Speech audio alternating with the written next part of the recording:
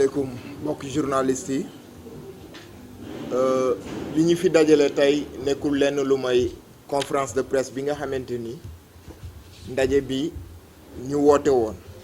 ci fas yéene wax ci li nga xamante ni mooy wàllu ndox comme ni ko doyen waxe ndox doon na li nga xamante ni bu ñuy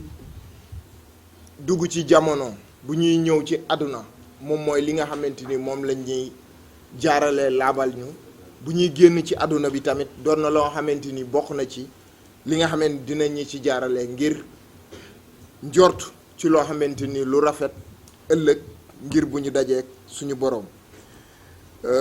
mu doon li nga xamante ni tamit doon na loo xamante ni baadolo buur ñëpp ñoo ci yam nekk na loo xamante ni waruñ ko sàmm ci mbedd di ko jaay ba ki nga xamante ni néew na doole ba fu néew doole yam mënu ci am accès ñu nemmeeku nag li nga xamante ni moom mooy SDE bi nga xamante ni moom moo doon gérer li nga xamante ni mooy wàllu ndox mi fii ci biir Sénégal ginnaaw ay at ñu war a ñëw ci li nga xamante ni mooy njeexital contrat bi nga xamante ni moo ñu lëkkale woon ak gouvernement du Sénégal looloo waral tey ñu ne xaaral ñu def benn saytu benn njàngat bu ndaw ci li nga xamante ni moom la gouvernement du Sénégal defoon ci ay weer ci ginnaaw li nga xam ne moom la ñuy wooyee appel d'offre ci nasaraan biñ ko defee gis nañ ne am na ay société yi nga xamante ni yootu woon ne ñoom bëgg nañu saytu li nga xamante ni mooy wàllu ndox ci miim réew ñu am ñetti candidat yoo xamante ni retenir nañ leen mu nekkoon SDE mu nekkoon Suez mu nekkoon Veolia ci ginnaaw loolu xam nañ ne appel d'offre yi liñ ci namm mooy ki nga xamante ni moom moo proposé moom moo xayma li gën a néew ci li nga xamante ni moom la ñuy génne ci wàllu koppar moom moo ëpp chance ngir gagner li nga xam ne moom mooy marché bi et ñu gis li nga xamante ni moom mooy li ñu proposé woon et que ministre bi nga xamante ni moo fi nekkoon ci wàllu woowu waxoon ko ci benn rajo bi nga xamante ni moo nekk ci mim réew ñu gis ne prix yi demee nañ ni li nga xamante ni moom mooy SDE mi ngi ñu doon dégtal li nga xamante ni mi ngi tolloog ñaar téeméer ak juróom fukk ak juróom-ñetti fukk ak juróom ci koppar beneen bu ci topp muy Suez mi ngi ñuy dégtal lim ñuy dégtal mi ngi ñuy dikkee ñaar téeméer ak juróom-ñetti fukk ak juróom-ñett ci suñu koppar beneen bi SDE defaloon nañu li nga xamante ni moom mooy ay proposition lu tolloog juróom fukk ak juróom-ñett ak juróom bi ci topp muy Suez juróom fukk ak juróom ñett juróom fukk ak 298 francs Veolia mu def li nga xamante ni moom mooy ñetteel bu mujj 366 ñu gis ne tey lii kat mi nga xamante ni moom la nekkoon proposition yi SDE moom moo amoon chance ngir gagner marché bi ndaxte moo gën a néewle li nga xamante ni moom la ñu proposé ba léegi tamit bu ñu xoolee ci loolu ñu gis ne même branchement yi nga xamante ni moom la ñu war a am pour am li nga xamante ni moom mooy ndox ba fu ñu dëkk SDE li mu proposé woon moom moo gën a moins cher parce que mi ngi ñuy dikkee 90 000 francs CFA alors que Suez mi nga xamante ni moom moo ci topp mi ngi lim ñu proposé mi ngi ñuy dikkee 231 000 francs CFA et ñu gis ne 231 000 ak 90 000 am na ngandi écart bu nga xamante ni tey sénégalais bi nga xamante ni bu demee pharmacie ñu jox ko ordonnance junni day préférer xool ñaar téeméer yi ci gën a moins cher wala mu jënd ko ndax amul koppar yi nga xamante ni mën na ko permettre mu def li nga xamante ni moom mooy wér-gu-yaramam ba nim ba ni mu ko bëggee mu amee ko kon sénégalais boobu boo ko tegalee 90 000 ak 200 000 bu mu war a génne ci poosam yaakaar naa ne 90 000 bi moom lay gën a sawar a génne que 231 000 bi ñu gis nag suñu gouvernement bi li nga xamante ni moom la taxawaay bi mu am ci wàllu appel d'offre boobu ci marché boobu nemmeeku buñ ci gisaat tamit muy beneen bokk na ci li nga xamante ni nar nañ ko ñàkk ci contrat bi ci diiru fukki at ak juróom nar nañ ci ñàkk 50 milliards de dollars de francs CFA bu fekkee ne Suez mi nga xamante ni moom moo gagné marché bi ci lu ñu wax bu ñu continuer ñu xool ci beneen fànn bi dinañ gis ne ak SDE dinañ am 50 milliards de francs CFA 50 milliards xam nañ ne réew mi bu ñu ko amoon tey dinañu dimbale ci lu bari soit dina doon ci wàllum njàng mi wala ci wàllu paj mi ndaxte 50 milliards du fukki dërëm du ñaar fukk du junni ñu am ay njàqare nag yu bari sax yoo xamante ni mën nañ ko wax bokk na ci njàqare bu njëkk mooy liñ gis te ñu yàgg ko gis ci appel d'offre muy ki nga xamante ni moom moo doon proposer lu gën a néew moom moo ëpp chance ngir mu jàll et que appel d'offre bi gis nañ ne ki nga xamante ni lim proposé moo nekk ci digg doom bi moom moo ëpp chance sax pour mu jàll muy doon njàqare bokk na ci beneen njàqare bi nga xamante ni nemmeeku nañu ko ki nga xamante ni moom mooy Suez moom moo defoon doon construire li nga xamante ni moom mooy KMS 3 et que ki gagné marché KMS 3 warta mën a livrer boppam li nga xamante ni moom mooy produit fini bi nga xamante ni moom la war a exploiter gisuñu fenn foo xamante ni tey benn marché benn société gagné na marché de construction ñëw pare gagnéwaat li nga xamante ni moom mooy marché d'exploitation bi amul fenn fu ñu ko gis Sénégal gii lañ ko gis mu doon njàqare bu nga xamante ni tey taxaw na jar na ñu defaat taxaw def benn seetlu ba léegi dañuy continuer ci njàqare yi ay ñu gis ci ay weer ci ginnaaw ki nga xamante ni moom mooy gorom Macky Sall président Macky Sall Suez daf ko yëkkati woon ay oto mbalit may ko ngir la ville de Saint-Louis xel teey tamit bu baax sax ndaxte bu fekkee ne man mii nga xam ne damay xëccoo ak Guy Marius Sagna ñu am benn nit bu nga xamante ni moom moo ñu war a teqale ma yëkkati lu tolloog alal ju bari wala ju takku jox ko ki nga xam ne moom mooy doyen ngir mu jàppale ma ci li ci li nga xamante ni moom mooy suñu lu dox suñu diggante ma ak gi yaakaar naa loolu am na leneen loo xamante ni war nañ ko mën a tuddee mais nekkatul lenn loo xamante ni compétition la man suñu diggante ma ak moom waaye mën nañoo njort ne am na leneen lu laxasu ci ginnaaw loolu. ba léegi tamit li nga xamante ni dinañ ko faral di nemmeeku ci contrat boobu noonu bokk na ci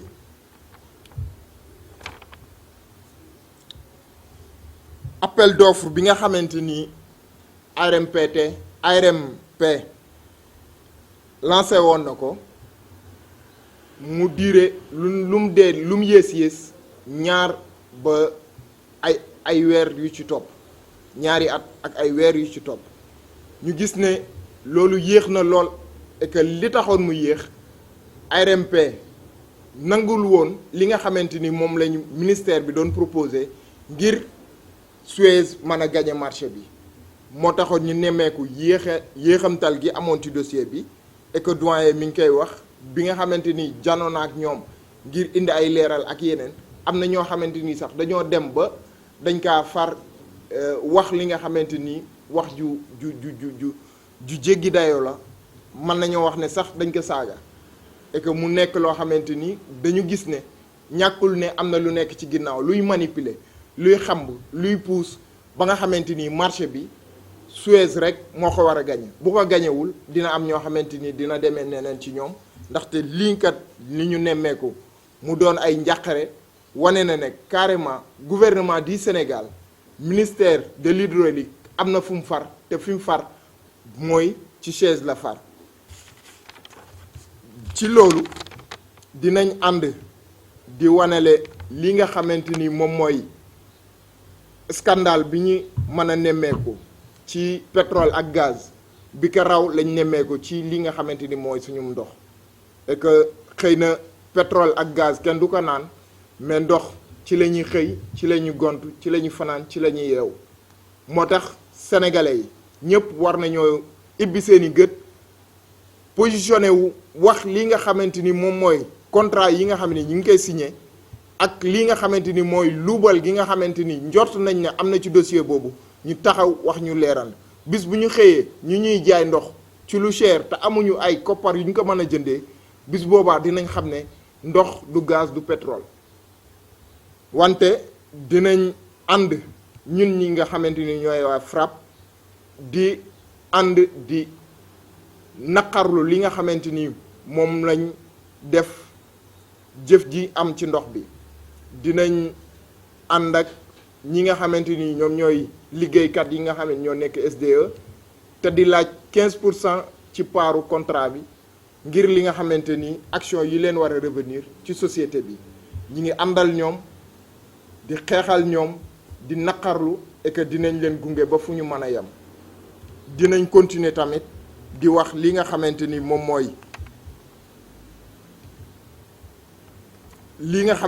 mooy engagement bu état du Sénégal jël ci wàllu ndox